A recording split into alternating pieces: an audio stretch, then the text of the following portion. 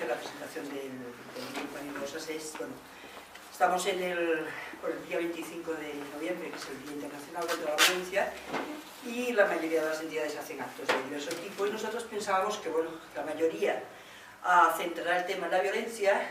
Nosotras siempre estamos y hemos estado contra la violencia de todo tipo, por supuesto, la que nos afecta a nosotras con más ahínco porque es la que ha estado invisibilizada, pero estamos en contra de la violencia a todos los niveles. Y pensamos que era, bueno, una cosa diferente, porque además reúne este libro, un poco habla de clase y género, que nosotras nos definimos como feministas y marxistas, entonces está muy dentro de la onda de nuestra organización. Y el cómo se hace esta presentación de este libro y no otro, pues se lo debemos a nuestra compañera María Moreno, que me gustaría que explicara cómo pasó, que fue ella la que... Sí. Que lo explique. María.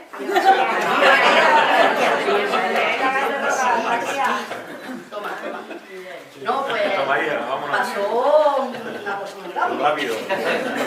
No, yo fui a una charla que hicieron ellas, me regalaron el libro, yo lo traje aquí, vieron, ya lo han leído lo menos 2 o 3 el libro, y dije yo, pues podemos hacer la presentación del libro, ya la llamé a ella, se hizo el intercambio y ya estamos aquí.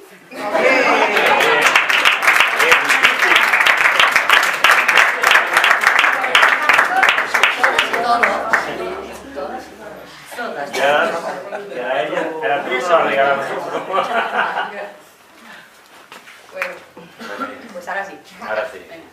Pues en primer lugar agradecer al Casa de la Dona por habernos invitado a presentar el libro y en especial a María Moreno, que está muy modesta hoy, pero aquí donde la veis es una compañera que ha sido trabajadora de obrera textil durante el franquismo y una luchadora de la Saria, que bueno, hemos estado con ella, como he explicado, en contacto, haciendo diferentes actos de solidaridad o charlas y demás desde que la conocemos, y que para nosotros es un orgullo que estés aquí y un gran ejemplo. De hecho, el pañuelo que teníamos aquí, que estaba antes en dicho, es muy significativo porque precisamente está tejido por ella y con la lana de la fábrica en la que trabajaba con sus compañeras, que bueno, estuvieron en lucha durante un gran tiempo, tuvieron que cerrar y la ocuparon, la pusieron a producir bajo control de las propias trabajadoras con el material que tenían ahí de excedente, ¿no? Y nada menos y nada más que aquí está María.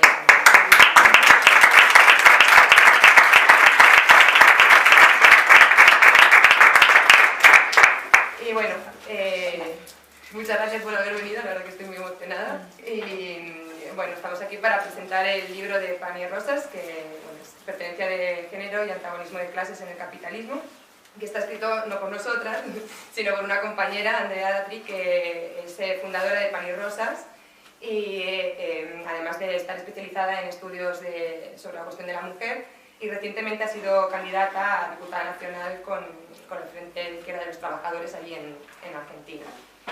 Y bueno, después nos presentamos, que ya nos conocemos un poco, pero aquí tenemos a Vero, que es militante de No Pasarán y estudiante de Historia en la Universidad del Raval.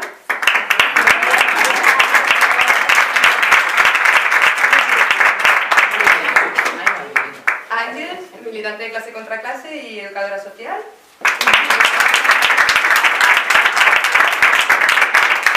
Y yo, que bueno, soy Leire y militante de Clase contra Clase también y educadora social. Y las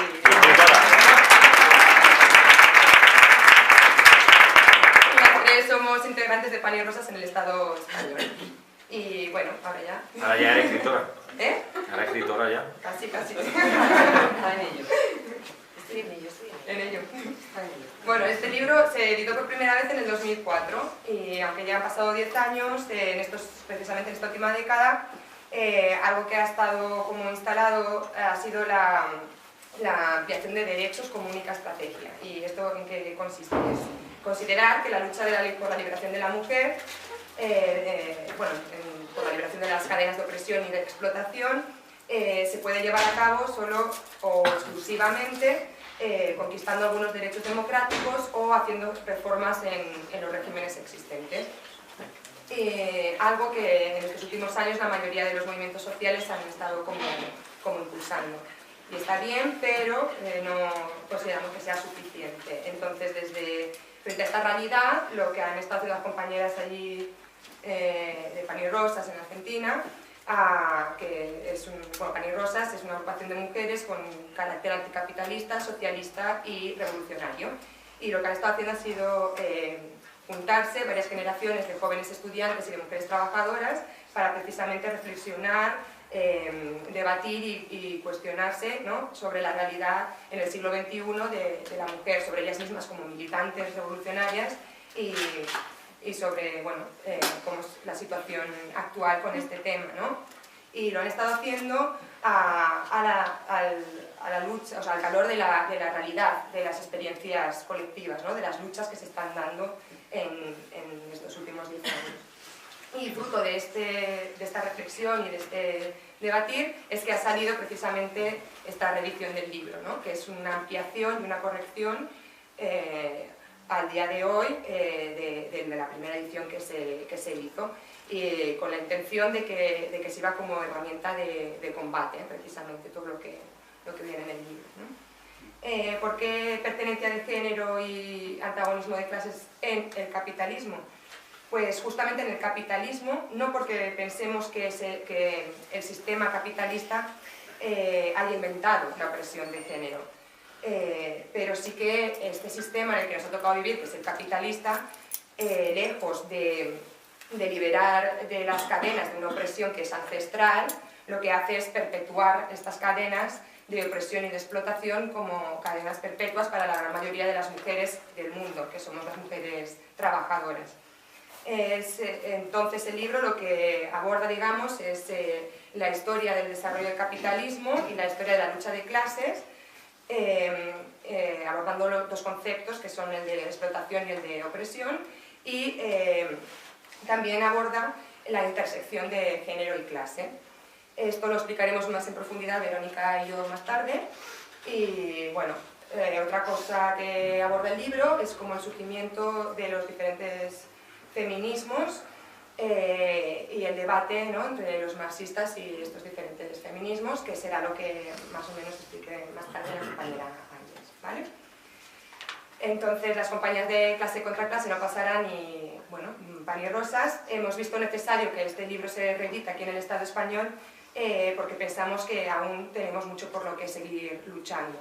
Y entendemos, como bien nuestras compañeras en Argentina han plasmado, ¿no?, en ese prólogo y en esa intención de que sea una herramienta de combate, creemos firmemente que es una herramienta de lucha, como lo están siendo en la realidad la lucha de compañeras como Vanessa, compañera de Capravo, que ha estado luchando por conciliar la vida familiar con la laboral, como las compañeras de Mecaplas, como los compañeros y compañeras de Panrico, y como tantas luchas que se están buscando hoy en día. Entonces, si bien tenemos un punto en común con las feministas que son anticapitalistas en la crítica precisamente al capitalismo, que a día de hoy lo que nos está llevando es a retroceder cada vez más en nuestros derechos y conquistas, sí que nos surge el siguiente debate. ¿Es suficiente una revolución para llevar a cabo la emancipación, la liberación de las mujeres? Nosotras creemos que no es suficiente, que estamos convencidas de que sin una revolución sería imposible. Y sería imposible, ¿por qué? Porque, como plantean muchas feministas que rechazan el marxismo, una emancipación de las mujeres con una lucha, digamos, dentro de lo que es el marco del sistema capitalista, y lo que algunas autoras denominan la lucha por una democracia más plural y más radical, que vendría a ser la extensión de los mecanismos de esta democracia formal tal cual la conocemos, pues creemos que no es suficiente, no es real y bastante utópico, por eso lo consideramos que es imposible. Igualmente también seguiremos más adelante fundamentando el porqué. Muchas mujeres a día de hoy ya plantean que no es necesario luchar porque, bueno, ya tenemos el derecho al voto, ya hay mujeres que están en los altos cargos Y bueno, ha habido cambios, ¿no? Sin embargo, sí que nos preguntamos, ¿es esto suficiente? ¿Nos debemos conformar? Nosotras pensamos que no es suficiente y que mientras exista opresión tenemos un motivo por el que seguir luchando. ¿Y dónde es que vemos esta opresión? Pues os comento. En primer lugar, en la importancia que sigue teniendo a día de hoy el papel de la Iglesia en el Estado.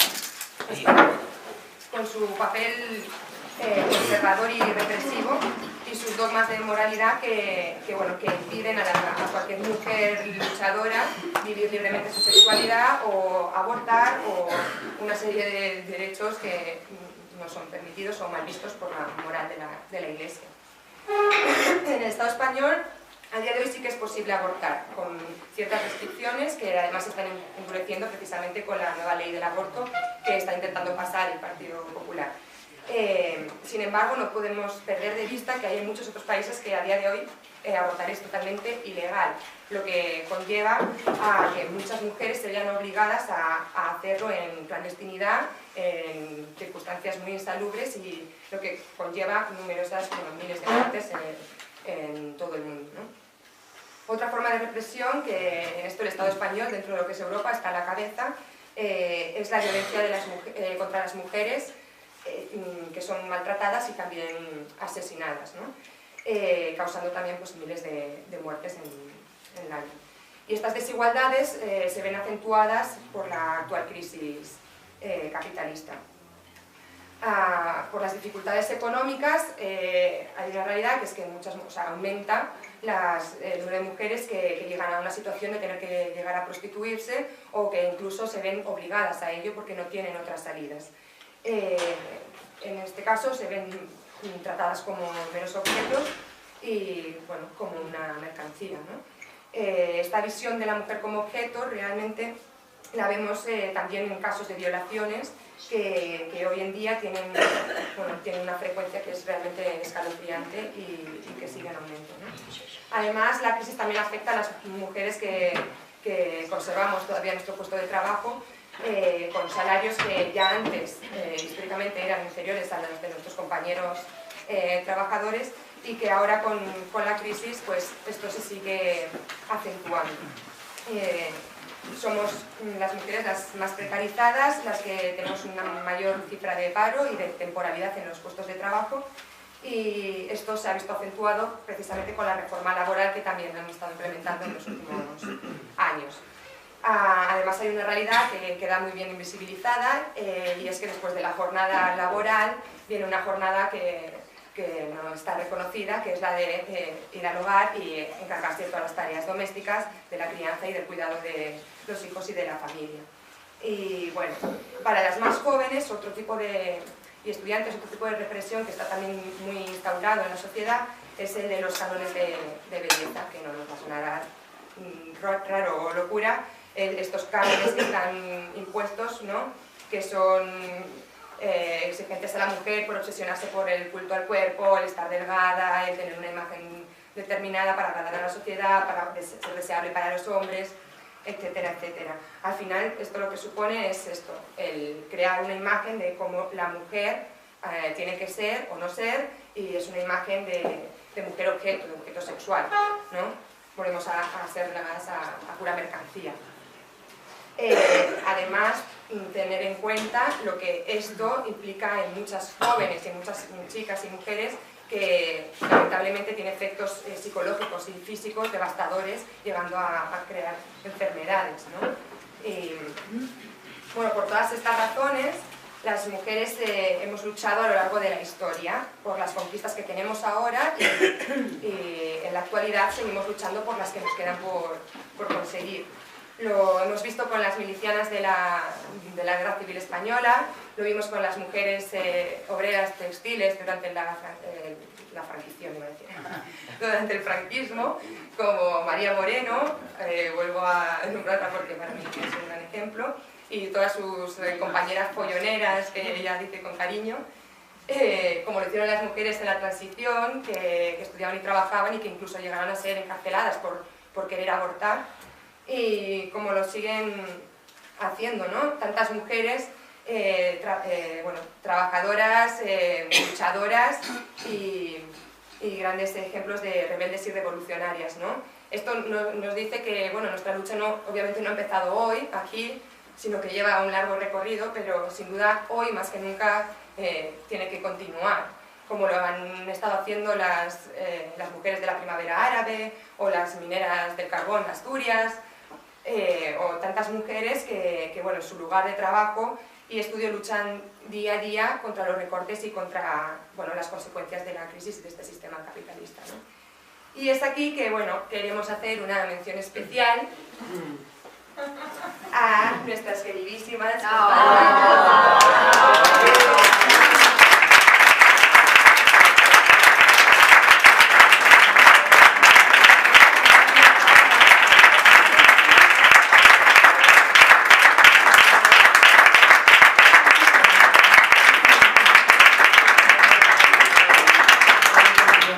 Estáis más guapas así, ¿eh?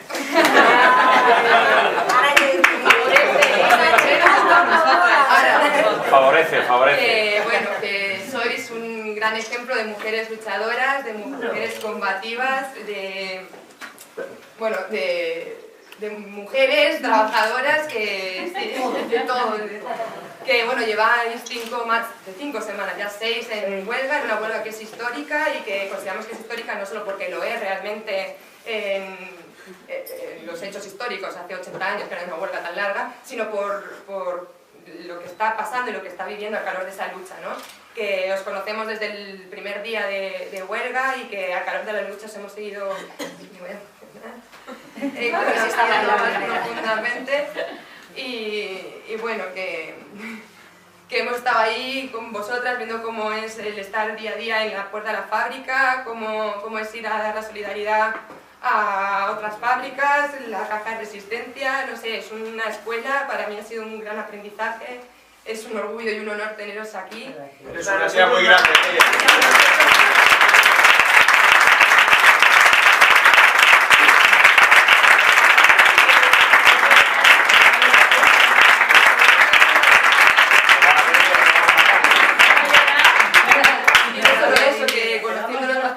La humanidad también que hay detrás de la lucha, ¿no? Del volver a casa, de las familias, de no perder la sonrisa. No sé, yo estoy muy agradecida, es un orgullo de verdad y un honor y estoy muy emocionada de que hayáis venido. Y sobre todo por eso, ¿no? Porque sois un gran ejemplo de mujeres madres, mujeres trabajadoras y mujeres luchadoras. Y que viva la lucha del pan rico.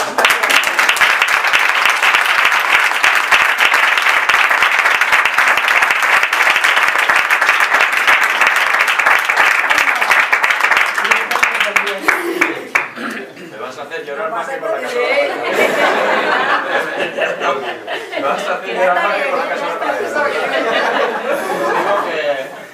que yo si fuese mujer me gustaría ser como tú, Leire. Es verdad que no, de verdad, ¿eh? Como sabes. Has puesto un ejemplo de las mujeres de allí, pero te digo una cosa, tú eres un claro ejemplo realmente de solidaridad, de fuerza y de humanidad, te lo digo sinceramente. Y allí te tengo mucho cariño, toda la gente. Sí, verdad, sí. Has estado desde el primer día y eres una gran persona. Y un aplauso para ti.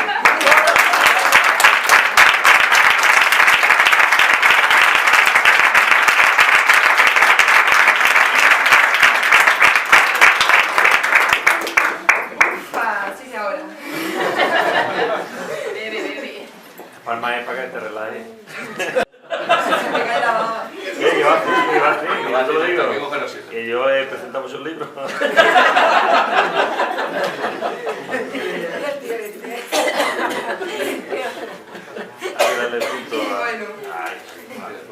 Yendo con el libro, que precisamente eso es lo que creemos que todo lo que hemos estado vivenciando y aprendiendo con vosotros, que es al calor de la ducha, lo que intenta recoger este libro es como la herramienta, ¿no?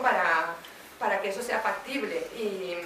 Y bueno, de hecho ya el nombre Pan y Rosas tiene un porqué, y es en el 1912 hubo una huelga que se llamó la huelga de Pan y Rosas, que fue en Estados Unidos, en un lugar que no voy a saber pronunciar, pero que no importa, y que lo interesante de esta huelga, que es muy significativa, es que bueno, eran mujeres también trabajadoras textiles y luchaban pues, por un aumento salarial y por mejorar las condiciones, que trabajaban en jornadas de 12 horas.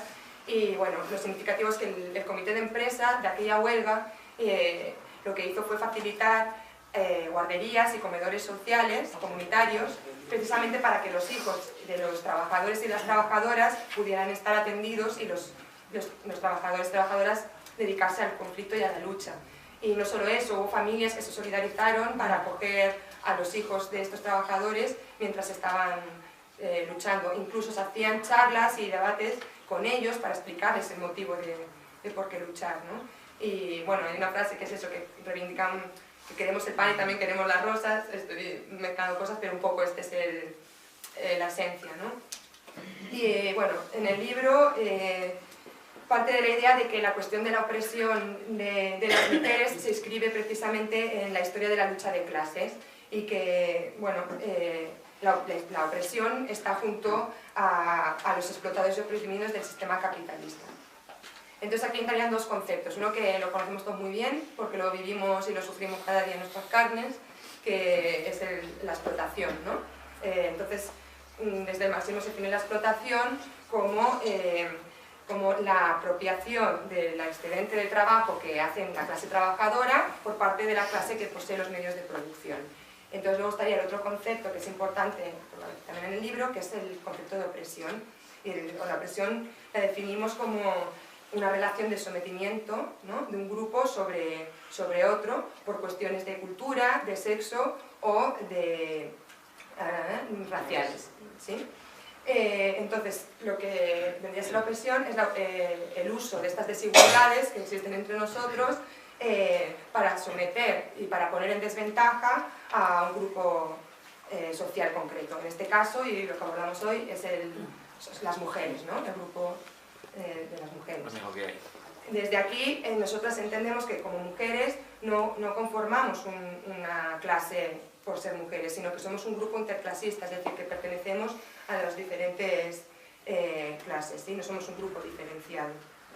Asimismo, entendemos que estos conceptos que os he explicado de opresión y de explotación tienen unas combinaciones diferentes según las circunstancias y se pueden combinar de muy diversas maneras, ¿no? Un ejemplo claro para que lo entendamos sería, por ejemplo, en el Estado español el aborto hemos dicho que es legal, ¿no? Entonces todas las mujeres tenemos derecho al aborto, ¿no? Sin embargo, como no es el aborto no es algo gratuito, entonces a efectos prácticos en la realidad hay muchas mujeres que por la clase que pertenecen y por no poder permitírselo económicamente no podemos acceder a ese derecho. Con lo cual aquí se puede ver un poco, ¿no?, esta diferencia de cómo se conjuga la opresión y la explotación en las diferentes clases. Así pues, aunque podemos decir que el conjunto de las mujeres están oprimidas, esto es una realidad, existen diferencias de clase y diferencias que influyen también en la sensación de poder superar esa opresión. Si yo estoy en una clase con una determinada capacidad económica para poder hacer frente, voy a tener una sensación más llevadera de la opresión que sufrimos, ¿no? Entonces, admitimos que todas las mujeres estamos oprimidas, pero las diferencias de clase influyen. Hay una frase que lo resume que me gusta, que es, bueno, el género nos une, pero la clase nos divide, ¿no? En el siglo XXI, igualmente, luchar por los derechos de las mujeres pareciera que es algo como socialmente admisible y políticamente correcto, ¿no? Cada vez podemos oír más cómo se aborda la cuestión de la mujer en diferentes instituciones a nivel, ¿no?, secretarías de Estado, comisiones de trabajo y otros organismos multilaterales.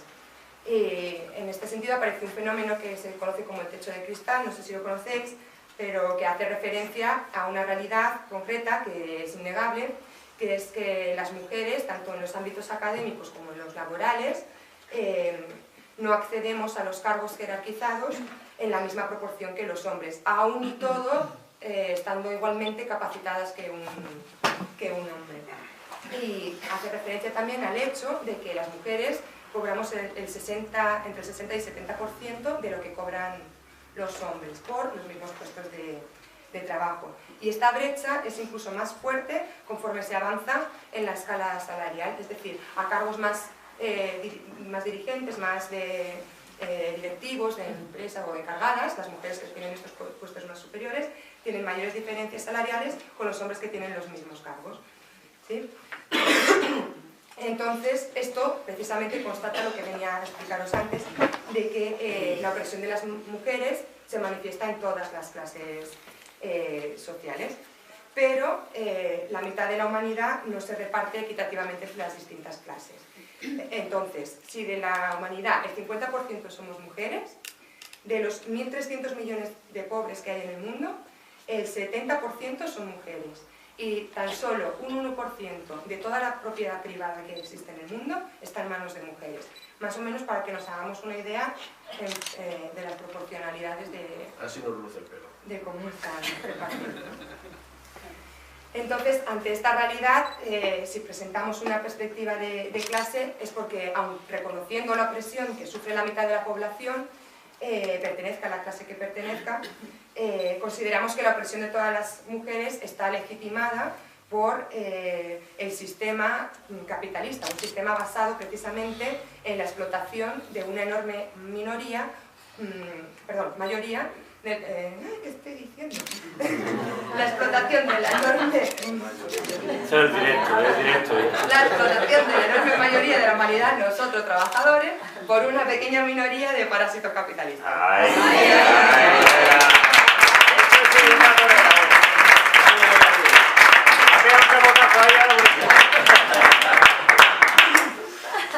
Claro, que todo tiene su presión.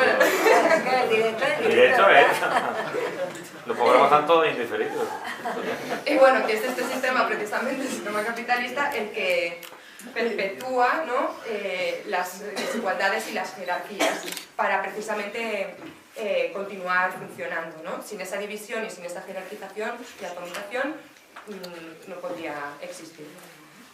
Entonces, si no fuera porque la pertenencia de clase condiciona los diferentes tipos de opresión en el género, nos preguntamos cómo interpretar que, por ejemplo, a día de hoy, una mujer, y traigo este ejemplo porque especialmente me toca la fibra, es una mujer que, siendo madre, solo utilizó 10 días de baja maternal y enseguida se fue corriendo a trabajar. Esto no es accesible para toda mujer trabajadora y madre a día de hoy. Estoy hablando de la Soraya Sáez de Santamaría, la vicepresidenta del Gobierno, que bueno, hizo lo que acabo de comentar. Entonces, ¿cómo es posible o cómo interpretar que mientras una mujer como Soraya Sáez de Santamaría, vicepresidenta del Gobierno, trabaja en este cargo, que esto muy loable y genial, al mismo tiempo 60 millones de niñas no pueden acceder a la educación a día de hoy? Entonces, con esta realidad, a nosotras, bueno, nos parece un poco cínico, ¿no?, poder hablar de que ha habido progreso y de que, o sea, lo ha habido, ¿no?, pero como que está todo ya hecho y que no hay nada por lo que seguir luchando. Entonces, el siglo XX sí que vio grandes avances, mujeres soldados, mujeres profesionales en todos los ámbitos, ministras, deportistas, empresarias, científicas, todo. Incluso también ha habido grandes avances como la píldora anticonceptiva, las lavadoras, los electrodomésticos, la minifalda y todas estas serie de cosas, ¿no? Pero lo que no podemos olvidar es que ha sido también el siglo en el que 50 millones de mujeres mueren por año por abortos, en el que millares de mujeres son violadas y asesinadas por políticas de limpieza étnica, y en el que millones de mujeres desempleadas viven por debajo del umbral de la pobreza. Entonces, ante esta realidad de que una mujer en igualdad con un hombre puede, por un lado, ejercer su derecho a, por ejemplo, trabajar en la OTAN, que bombardea países semicoloniales, o al mismo tiempo otra mujer puede estar muriéndose de SIDA en África, eso nos resulta paradójico, ¿no?, que se pueda hablar, como decía, de progreso en la cuestión de la mujer. Y nos preguntamos, ¿no se debería hablar de diferentes mujeres? ¿Son acaso iguales las vidas de las mujeres empresarias que las de las obreras? Son igual las vidas de las mujeres imperialistas que las de las semicolonias, igual las de las mujeres negras que las de las mujeres blancas, igual de las mujeres inmigrantes que las refugiadas. Nosotras consideramos que bueno, el patriarcado no está determinado por lo biológico, por el hecho de ser mujer físicamente, ¿no? Sino que es una construcción social e histórica que hoy, en la época que nos toca vivir, está muy ligada al capitalismo. Y creemos que no podemos pensar en el patriarcado de una manera abstracta, ¿no? Algo etéreo, desligada de la realidad de que estamos en un sistema capitalista. Hacer eso pensamos que nos deja sin armas para poder luchar contra todas las opresiones. Entonces, sostenemos que si bien no surge del capitalismo o con el capitalismo la opresión, sí que adquiere bajo este modo de producción rasgos particulares que convierten al patriarcado en un aliado indispensable para la explotación y el mantenimiento de un status quo, ¿no? De una posición social. El capitalismo sí que introdujo con su maquinaria de producción a las mujeres y a los niños y a las niñas en la producción, ¿no? En el mercado laboral. Y aunque ha empujado a millones de mujeres precisamente al mercado laboral, rompiendo con ese mito que tanto nos cargaba encima de que estamos relegadas al ámbito del hogar, a las tareas domésticas, lo ha hecho para explotarlas doblemente, cobrando salarios, por ejemplo, inferiores al de los hombres y rebajando el de los hombres que ya trabajaban, ¿no? Este hecho permite reducir el trabajo de los trabajadores. Y esta doble explotación la vemos también en el trabajo que viene después del trabajo que se hace en la fábrica, en la empresa o donde nos haya tocado y tengamos suerte de trabajar. Se viene en el trabajo doméstico, que es un trabajo que no está remunerado y que no es considerado siquiera un trabajo, ¿no? Sino que se nos ha impuesto a las mujeres por una supuesta condición natural de ser mujeres. Y, sin embargo, sin este trabajo no se podría reproducir la fuerza de trabajo que explotan los capitalistas. Y me explico. Y agarro una frase de Cintia que siempre dice, de que las mujeres somos esa gran fábrica invisible que lava, que cuida, que atiende a los hijos, a la familia, a los abuelos y que hacemos todo eso para que el sistema continúe funcionando. Y mientras tanto, el sistema capitalista, con estas tareas que hacemos, se ahorra precisamente el pagar a los trabajadores y a las trabajadoras por estas tareas que corresponden a la propia reproducción como fuerza de trabajo. Entonces, alentar y sostener esta cultura patriarcal lo que permite es invisibilizar este hecho, hacerlo invisible, ¿no? Como algo natural que se tiene que asumir y punto. Y el hecho de que el trabajo doméstico fundamentalmente recae sobre mujeres y niñas. Y otra cuestión que, aunque nunca antes como en el capitalismo se crearon las condiciones tanto médicas, científicas como sanitarias para permitir que las mujeres nos apropiáramos de nuestros propios cuerpos, este derecho aún a día de hoy todavía no nos pertenece. Y esto se debe a que la Iglesia, en complicidad con el Estado capitalista, sigue imponiéndose sobre nuestras vidas, ¿no? Hasta el punto que, bueno, cuestionar la maternidad como único privilegio y camino para la autorrealización de las mujeres, o cuestionar que la sexualidad tenga como único fin la reproducción, o cuestionar la misma sexualidad en sí, que tenga que ser reducida al coito heterosexual, lo que hace es poner en riesgo esas normas que el sistema impone para regular nuestros cuerpos, ¿no? Unos cuerpos que en el sistema de explotación en el que vivimos los concibe única y exclusivamente como fuerza de trabajo, como una herramienta más para seguir produciendo y alimentándose, ¿no?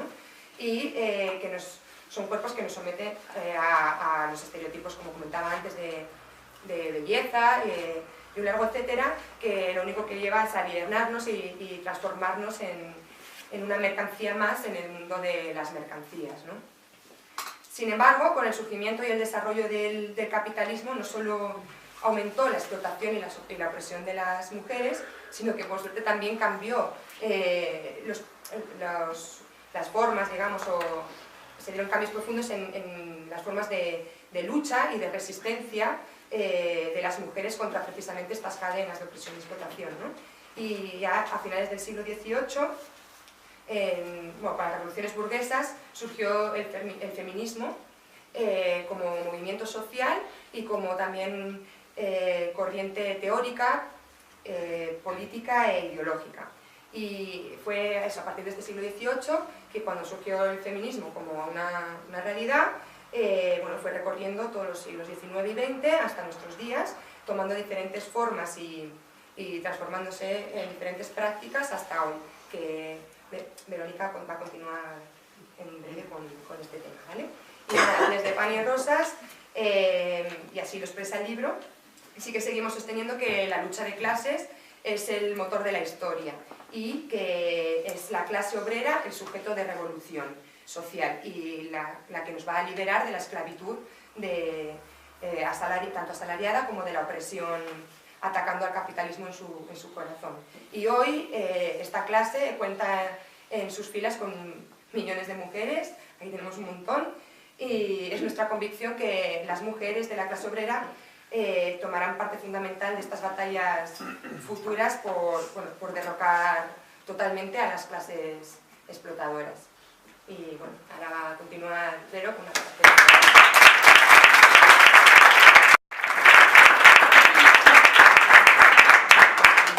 Bueno, pues yo enlazando con lo que ha estado planteando Leire, un poco que ha metido datos históricos, yo lo voy a desarrollar un poco más, pero tampoco mucho porque la historia es muy divertida y al final me lío y no dejo de hablar. Enlazando con lo que ha dicho, de la historia, tenemos un montón de ejemplos de revueltas y de luchas trascendentales que han cambiado el transcurso de los tiempos, y las mujeres en esas luchas tomaron un papel fundamental. En muchas de ellas fueron las que organizaban a las masas oprimidas y las que dirigían estas rebeliones.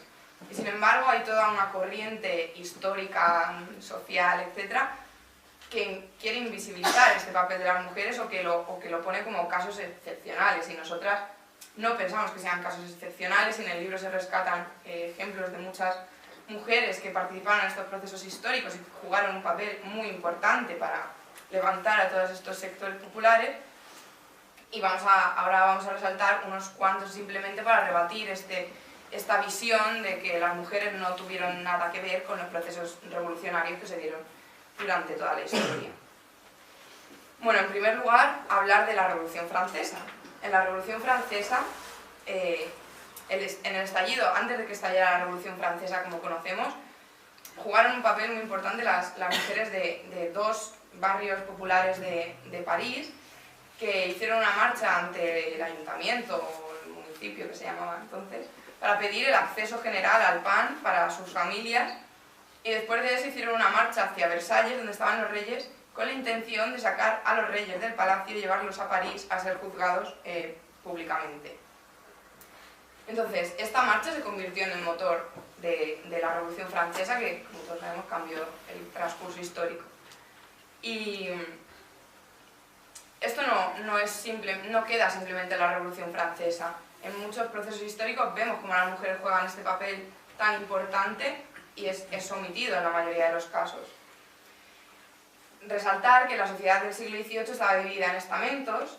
Entre estos estamentos, el tercero, el que agrupaba a los sectores populares, a los marginados, a los oprimidos, se llamaba el tercer estado, y tanto las mujeres burguesas, que se organizaban para conseguir derechos civiles y políticos en igualdad con los hombres, como las mujeres trabajadoras, que se levantaron para pedir el acceso a los alimentos, para combatir la opresión que tenían por parte de los señores feudales, constituyeron dentro de este tercer estado, dentro de este estamento de los oprimidos, un grupo más oprimido todavía y más explotado que sus propios compañeros masculinos por el simple hecho de ser mujeres. Entonces ellas se denominaron el tercer estado del tercer estado.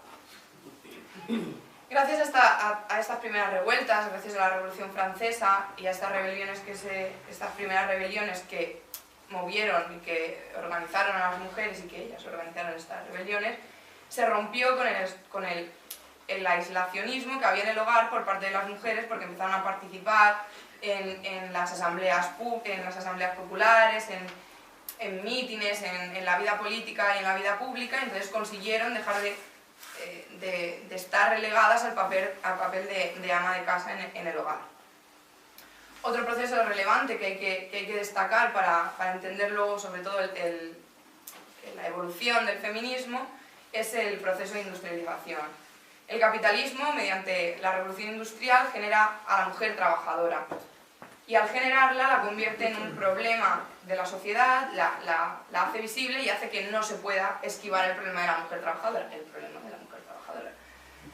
El concepto de mujer trabajadora se va a instalar en todos los debates políticos y públicos, desde debates religiosos a debates de la educación, en todo el ámbito social se instala el concepto de mujer trabajadora. Y se va a abrir un gran debate entre aquellos que defendían que la mujer trabajadora entrara en igualdad de derechos a trabajar en las industrias, en las fábricas, y los que se oponían por completo basándose en razonamientos sexistas, en un reduccionismo biologicista de que porque las mujeres no podían trabajar en la fábrica.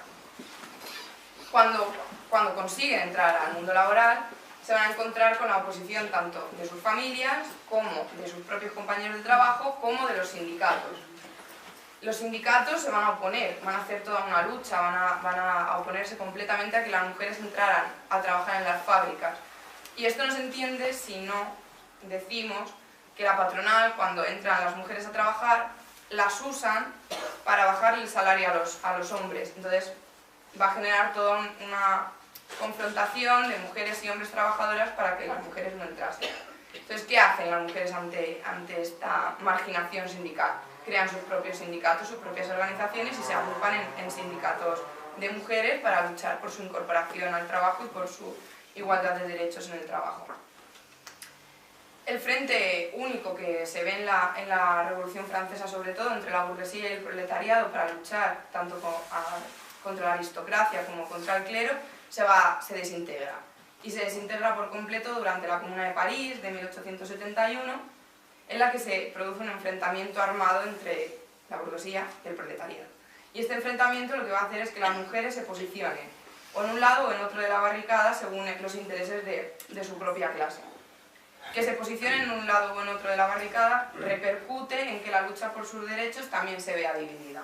Entonces, a partir de aquí podemos hablar de un movimiento de mujeres de las clases dominantes que va a luchar por la igualdad de los hombres, o sea, con los hombres ante la ley, y otro movimiento de mujeres trabajadoras que van a luchar contra la subida de precios de los alimentos, el acceso general a estos alimentos, contra las cargas fiscales que les imponían, contra los señores feudales, y en el marco de esta lucha como trabajadoras van a luchar por que sean reconocidos sus derechos como mujeres. ¿Qué pasa? Cuando se produce esta división, hay muchas autoras, muchas especialistas que van a denominar al primer fenómeno de las mujeres de las clases dominantes como feminismo burgués.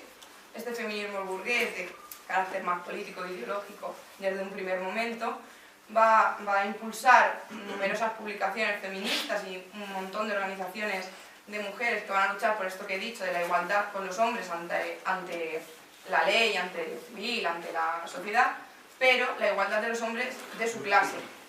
Esta es importante, ¿no? Y luego, por otra parte, el otro sería el feminismo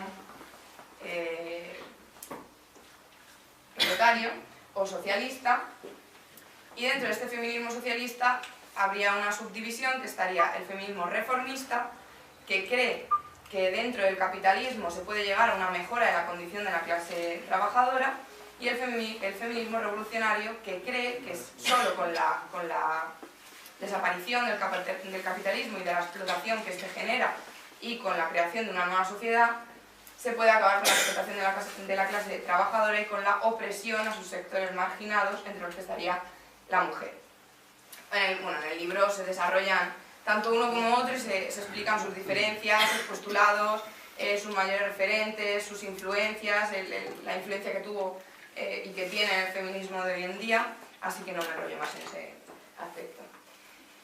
Por otra parte, el antagonismo de clase y la lucha que hubo entre las diferentes burguesías, sobre todo en las guerras mundiales, va a provocar que los movimientos por la liberación de la mujer, a partir de entonces, estén totalmente divididos y que no se vuelvan a juntar para esta lucha que habían dado antes en la Revolución Francesa, por ejemplo.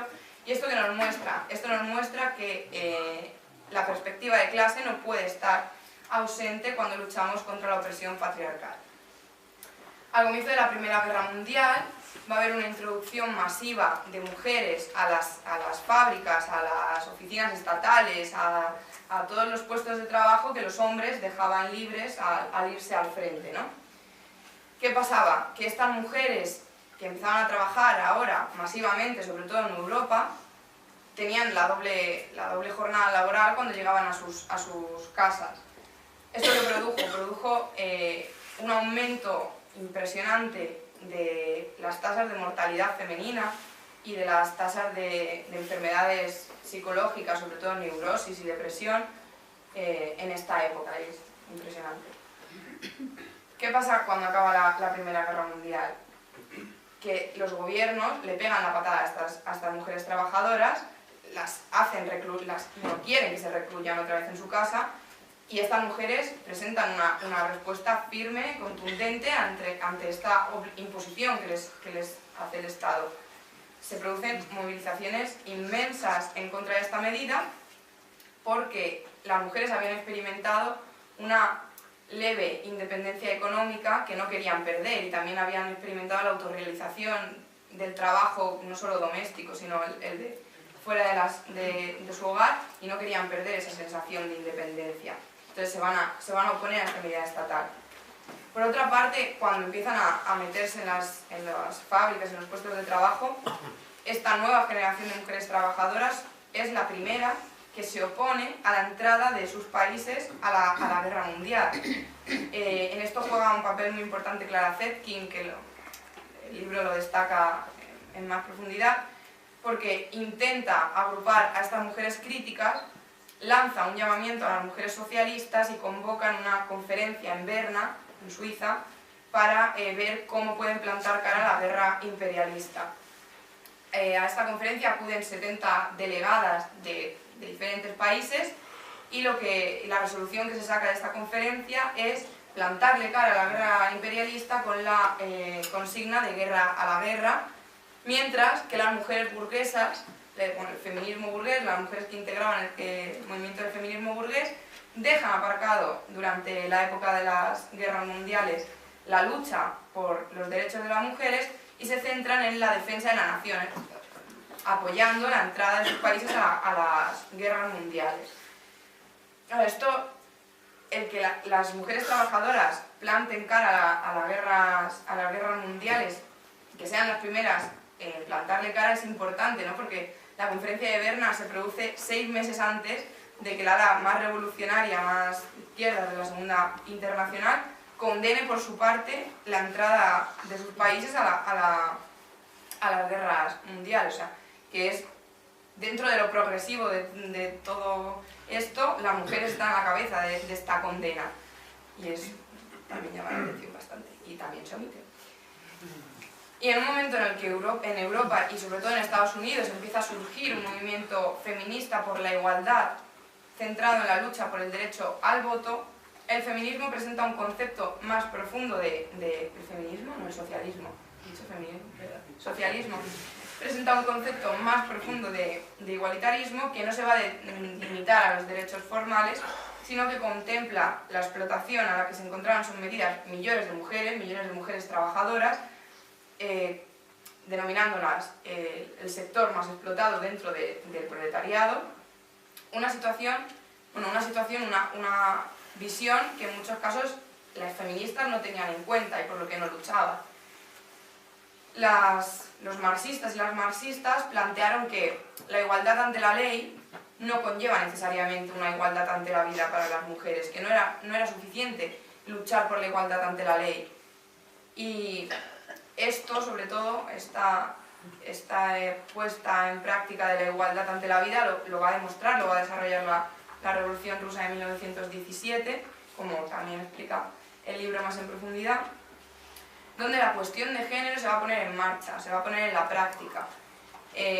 Con la Revolución Rusa las mujeres van a tener acceso al aborto y van a tener acceso al divorcio, y en 1918, por ejemplo, se instaura el Código Civil de Rusia.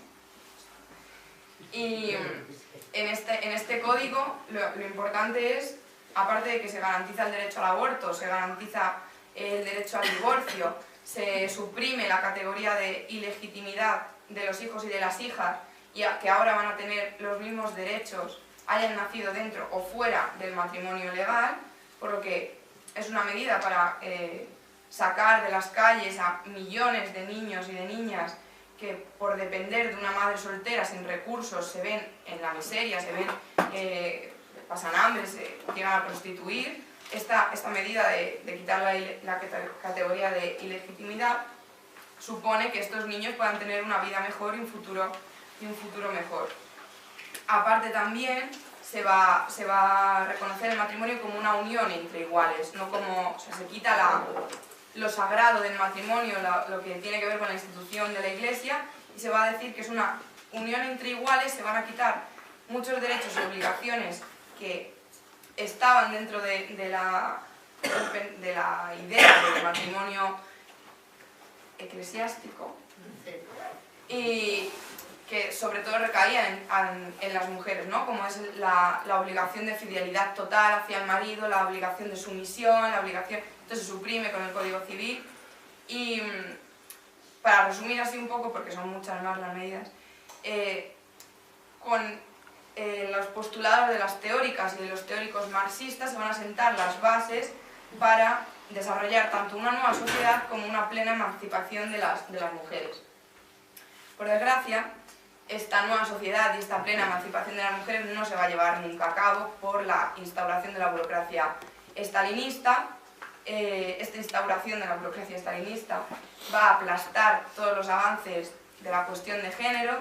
Se va a prohibir el aborto, se va a ilegalizar la prostitución, se va a ilegalizar la homosexualidad, se va a volver a implantar la categoría de ilegitimidad a los hijos nacidos fuera del matrimonio, por lo que vuelve a haber una tasa inmensa de niños abandonados a la pobreza ante su propia suerte, que no tienen un destino favorable, y el divorcio se va a volver, va a haber unas trabas económicas para el divorcio para que no pueda llevarse a cabo, y se va a fomentar de nuevo la idea de familia burguesa, de matrimonio civil, de una serie de cosas que van a hacer retroceder todos los avances de la Revolución Rusa.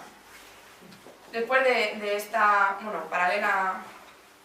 paralela a la implantación de la burocracia estalinista, nos encontramos en el marco de la Segunda Guerra Mundial. La Segunda Guerra Mundial va a volver a enfrentar a las burguesías nacionales, va a volver a generar una crítica por parte de las mujeres críticas con esta guerra, va a volver a generar una serie de movilizaciones masivas en contra de esta guerra que volverán a estar encabezadas por mujeres. Y después de la Segunda Guerra Mundial, en los países occidentales, en los países capitalistas, va a haber un crecimiento económico que se va a llamar el boom económico, va a haber también una implantación del estado de bienestar. Con todo este desarrollo económico y del estado de bienestar, se va a favorecer a que las mujeres accedan a derechos, sobre todo en lo relacionado a la maternidad y a la implantación de su derecho a voto en la mayoría de las constituciones mundiales. Y también esta es la época de mayores avances médicos y científicos, como decía Leire, que van a posibilitar que el aborto más higiénico, por así decirlo, o la liberación sexual de las mujeres con todo el tema de la píldora anticonceptiva, los anticonceptivos, etc. Y también va a suponer esta época un acceso masivo de las mujeres a la educación, al ámbito público, lo que va a modificar las relaciones tanto en la familia como las relaciones fuera de la familia, pero entre géneros, como el rol tradicional de las mujeres en el hogar, que se van a empezar a plantear que por qué tienen que estar allí confinadas cuando están accediendo a la educación y al ámbito social y quieren progresar en este sentido, ¿no? El movimiento feminista durante la etapa de posguerra de la Segunda Guerra Mundial va a resurgir, y va a resurgir sobre todo entre amas de casa de clase media y estudiantes. Pero las reivindicaciones que van a levantar, junto con las crecientes contradicciones que va generando el sistema capitalista, va a hacer que se movilicen sectores muchísimo más amplios que no solamente las de ama de casa de clase media o estudiantes. Las principales consignas que van a levantar son las de igual salario por igual trabajo, o contra la doble jornada de explotación, que es como ha explicado Leire, la de que se prolonga después del trabajo fuera del hogar, dentro del hogar con las tareas domésticas. Y bueno, venga, me pongo emotiva ya. Esto es algo que muchas de vosotras nos habéis contado y que nos venís contando desde que os conocemos, y la conclusión que podemos sacar de esto y la conclusión que nosotras sacamos cuando hablamos entre nosotras en nuestras reuniones o con gente, yo por ejemplo con gente de la universidad, es que nosotros, aun siendo jóvenes, tenemos que seguir luchando por esto y que tenemos que aprender de lo que vosotras habéis luchado, porque esta lucha no puede caer en un saco roto, y tenemos el ejemplo de todo lo que habéis hecho vosotras y de lo que seguís haciendo vosotras, y nosotros tenemos que tomar ese ejemplo porque esta lucha no se ha acabado aquí y no hay que retroceder. Siguiendo un poco, viendo el recorrido histórico que nos estaba comentando bien Verónica, entonces ahora vamos a hablar de los distintos feminismos que siguieron después de los años 60 hacia los tiempos actuales. Vamos a hacer un pequeño esquema así a grandes rasgos. Teniendo en cuenta lo que ha dicho Verónica, nos encontramos después de la Segunda Guerra Mundial con ese boom económico, ¿no? Sin embargo, este no fue eterno y vio su decaída en los años 60, época en la que se volvieron a reabrir procesos de lucha de clases, y en este marco se va constituyendo un nuevo movimiento de liberación para la mujer. En este sentido, en medio de huelgas, luchas contra la opresión nacional, manifestaciones estudiantiles, por las minorías negras, homosexuales, un poderoso movimiento contra la guerra imperialista de Vietnam, muchas mujeres irrumpen en la escena política internacional, participando cada vez más en campañas por el derecho del aborto y los anticonceptivos, por las guarderías, denunciando el sexismo en la política, en el trabajo, en los medios de comunicación, en la vida cotidiana, etcétera, etcétera. Y es en este marco donde se va constituyendo el nombrado feminismo de la segunda ola. Dentro del feminismo de la segunda ola vemos distintas tendencias, las cuales reflejan diversas maneras de entender la opresión de la mujer y por tanto también distintas perspectivas de lucha. Sin embargo, las englobamos todos en el denominado feminismo de la igualdad. ¿En qué consiste? Las feministas de la igualdad determinaban como el género es algo social y no biológico, como nos habían hecho creer, en el sentido de que por el simple hecho de ser mujeres tenemos que estar discriminadas o tenemos unas determinadas funciones o roles sociales. En este sentido, entonces, luchaban por eliminar las diferencias de género, y su objetivo principal era llegar a una posición de igualdad ante los hombres. Dentro de este marco vemos distintas tendencias que parten de esa búsqueda por la igualdad, como podría ser, por ejemplo, el feminismo liberal, el feminismo socialista o el feminismo radical. Posteriormente, vemos como el feminismo ya hacia los años 70-80 va sufriendo ciertas transformaciones, los cuales va a hacer un poco perder su carácter más radical o más de cuestionamiento del sistema. Y en ese contexto vivimos una imposición del neoliberalismo a escala mundial, y como en muchos países se van otorgando distintas concesiones democráticas y espacios dentro de las instituciones que puedan incluir estos movimientos contestatarios que se vieron en épocas anteriores, ¿no?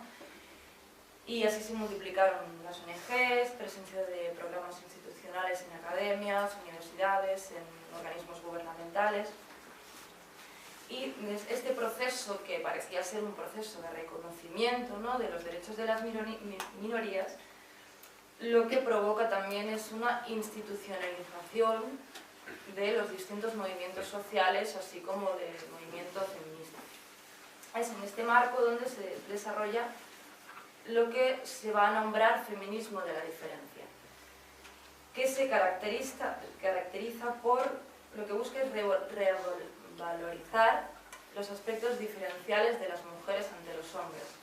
Así critica un poco el feminismo de la igualdad, el que acabamos de comentar, diciendo que tal igualitarismo lo que hace es devaluar las diferencias que tienen a las mujeres, ya que el objetivo era llegar a la igualdad ante los hombres, lo que hace es devaluar las diferencias de las mujeres, que según ellas presuponen que estas diferencias son los valores de la feminidad, que ellas presuponen como intrínsecos como la maternidad, la no violencia, y en tanto proponen crear una especie de contracultura femenina para vencer crear un sistema distinto, ¿no? Sin embargo, esto ha sido muy criticado, ya que la promoción de esta contracultura femenina lo que también puede conllevar es a tener que luchar solas y aisladas, ¿no?, que puede conllevar la marginación. Es por eso que en el libro se hace una crítica a tal feminismo, ya que de alguna manera nos condenaría a luchar solas y a luchar aisladas de la lucha de todos los explotados. Sin embargo, en la actualidad, de algún modo se ha ido superando ese debate que parecía que se oponiera lo que es la igualdad de la diferencia, ¿no? Cuando lo que nos propone la autora del libro concluye al respecto diciendo que lo contrario de la igualdad no es la diferencia, sino la desigualdad. Y lo opuesto a la diferencia no es la igualdad, sino la identidad. Y es en este sentido lo que quiero explicar es que defender la igualdad sin tener en cuenta las diferencias es aceptar en sí mismo las desigualdades sociales de ciertas personas, de ciertos grupos sociales. Es aceptar las desigualdades sociales que vivimos en este sistema. Tal y como sucede en la legislación vigente, lo cual en teoría estamos reconocidos como ciudadanos, en teoría, todos iguales ante la ley. Sin embargo, no todos lo vivimos de la misma manera. Posteriormente, ya volviendo al recorrido histórico, vamos hacia los años 90 y nos encontramos, por una parte, con el movimiento feminista acoplado, como hemos dicho, y institucionalizado en organismos gubernamentales, etcétera, etcétera, y a su vez es un año después de la caída del muro de Berlín.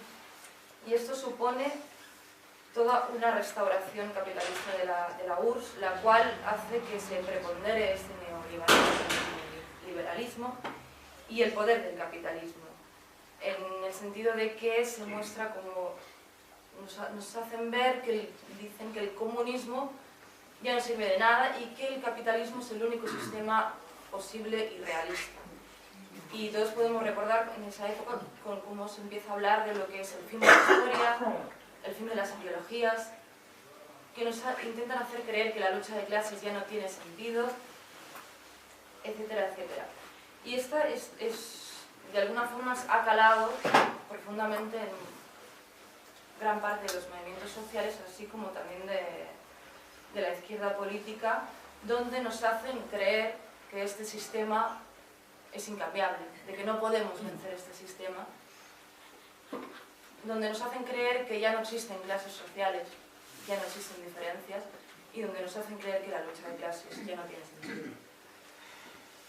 Es en este marco donde se van multiplicando las llamadas ideologías post-revolucionarias, post-marxistas, post-modernas, post-feministas. Es dentro del posfeminismo hay diferentes autores. Un ejemplo que nos pone en el libro es Judith Butler, la cual hace una crítica muy profunda y transgresora a lo que es la discriminación que suponen las identidades de género y sexuales impuestas y preestablecidas. Sin embargo, esta se embarca en una estrategia política muy marcada por ese postmodernismo y esa influencia del contexto social e histórico que estábamos hablando previamente. Y lo que plantea, por ejemplo, son estrategias como la llamada democracia radical y plural, la cual pretende buscar en sus buenas intenciones mayores espacios democráticos, espacios más integradores e inclusorios. Sin embargo, no se cuestiona la posibilidad de cambiar este sistema, sino que se cuestiona radicalizar y humanizar el sistema capitalista. Es en ese sentido como la autora del libro nos critica los límites que tiene esa propuesta, ya que tenemos que tener en cuenta que ante los grandes problemas sociales en los que están sometidas las mujeres, grandes problemas de los que estábamos hablando al inicio, de lo que nos comentaba la compañera Leire, la explotación laboral, el tráfico de mujeres por la prostitución, la violencia de género, el drama de los asesinatos de mujeres, de los feminicidios, de los cuales aquí, por ejemplo, en el Estado español está aumentando muchísimo, a las dobles jornadas laborales de las que hemos hablado, ¿no? Después de una dura jornada de trabajo, la jornada que tenemos en el hogar, los millares de mujeres que mueren en abortos clandestinos, etcétera, etcétera. Un montón de problemas que suponen en realidad grandes y duras tragedias y por las cuales debemos plantearnos y cuestionarnos y analizar profundamente sus causas y también la relación que todas ellas tienen con el sistema socioeconómico en el que estamos sometidos, un sistema que se basa y se nutre de las desigualdades sociales más terribles y de la opresión de ciertos grupos sociales como somos las mujeres, como son los inmigrantes, como son los homosexuales, etcétera, etcétera, etcétera. Es por ello entonces que nosotras y en nuestra postura entendemos la cuestión del género desde el marxismo, teniendo en cuenta, tal y como comentábamos al inicio, un análisis de la opresión de la mujer comprendido en esta intersección entre género y clase, para ser realistas con la opresión y explotación que estamos viviendo causada por el sistema capitalista. En este sentido somos conscientes de que para poder llegar a la plena y total liberación de la mujer, así como de otros colectivos oprimidos, es necesario que luchemos conjuntamente por la liberación de la explotación de clase. En este sentido, Andrea Drati en el propio libro concluye, el último párrafo del libro concluye con un párrafo así: nuestro combate diario tiene ese objetivo último, la emancipación de las mujeres para luchar por la revolución social en igualdad de condiciones con el resto de los oprimidos y explotados. La revolución social para iniciar el camino de la liberación definitiva de las mujeres y de toda la humanidad hoy apresada por las cadenas que nos oprimen. De algún modo nos resume cuál es nuestro objetivo. Es por ello que tomamos ese libro, como comentaba Leire al inicio, como una herramienta de combate, que nos ayuda a entender cómo las mujeres tenemos que luchar conjuntamente al calor de esta lucha de clases. Y es por eso que es totalmente y realmente un gran honor haber podido compartir esa charla con vosotras, haber podido compartir esa charla con ejemplos de grandes luchadores como es María Moreno, como es todas las compañeras de Caladona, así como de las obreras de Pan Rico que están llevando una...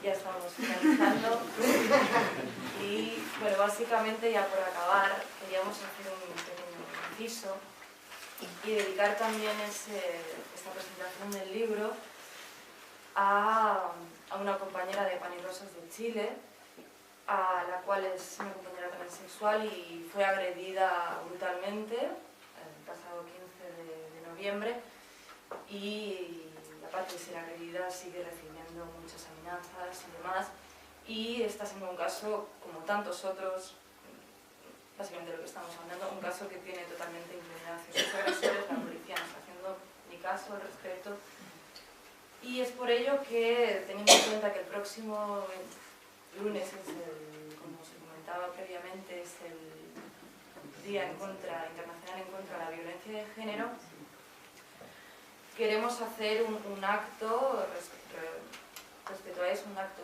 en apoyo, que se va a realizar delante del Consulado de Chile a las 5:30 de la tarde, ya que creemos importante, porque es importante para nosotras, visibilizar la violencia que existe hacia el colectivo homosexual, transexual, etcétera, etcétera, una violencia que sigue recibiendo impunidad, como hemos dicho, y que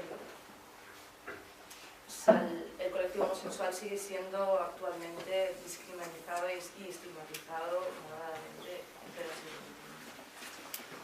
XXI. Y por otra parte, también queremos invitaros, obviamente, a participar fuertemente de la lucha y la huelga de Panrico, que lo que hace es reflejar otro tipo de las violencias, de que muchas veces se habla como violencia, que es la violencia laboral, en la cual, malauradamente, casi todos nos estamos viendo sometidos en los tiempos actuales.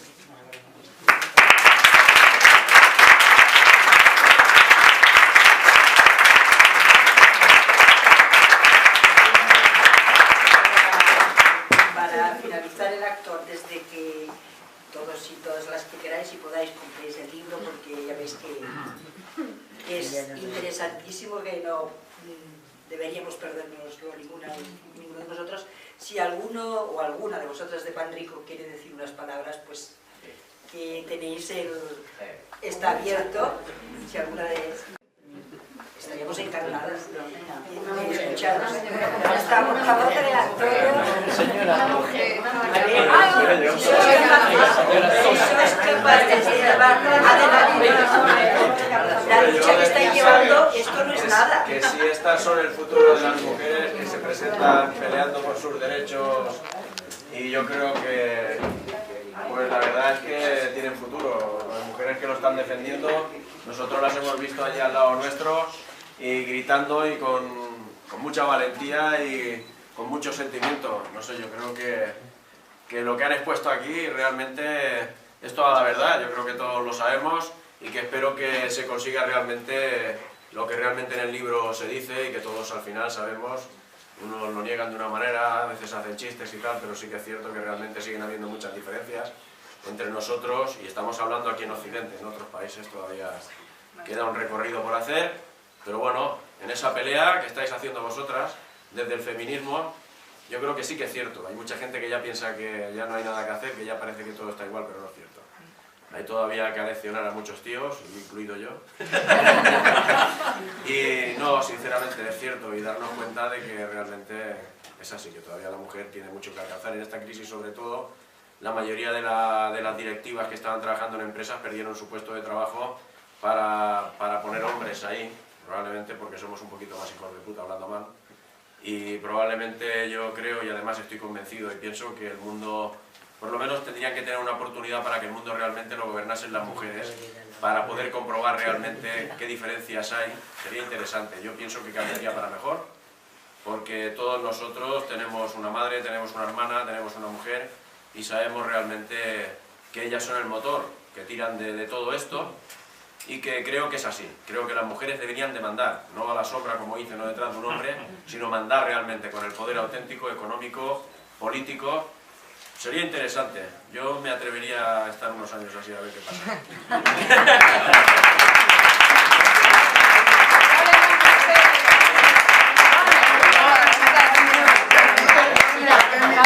¿Alguna mujer?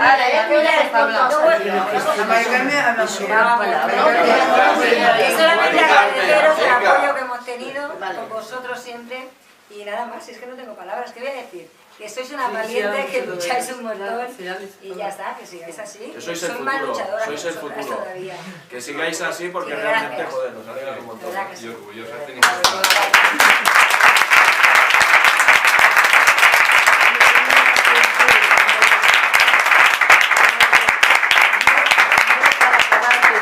Que a todas aquellas mujeres, compañeras vuestras, que están luchando, lo que necesitan, lo que necesitamos todas las mujeres, es cuando estamos luchando que los hombres apoyen nuestra lucha, que nos den poder y no nos pongan trabas.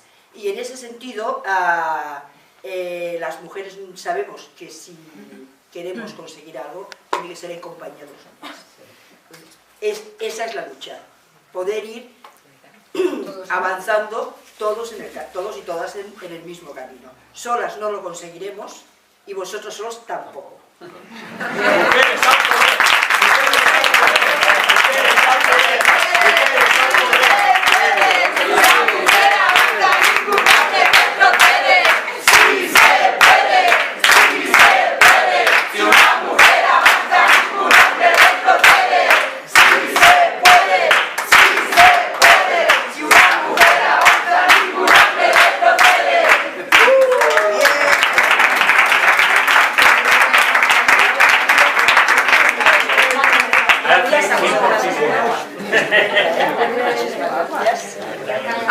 Una foto.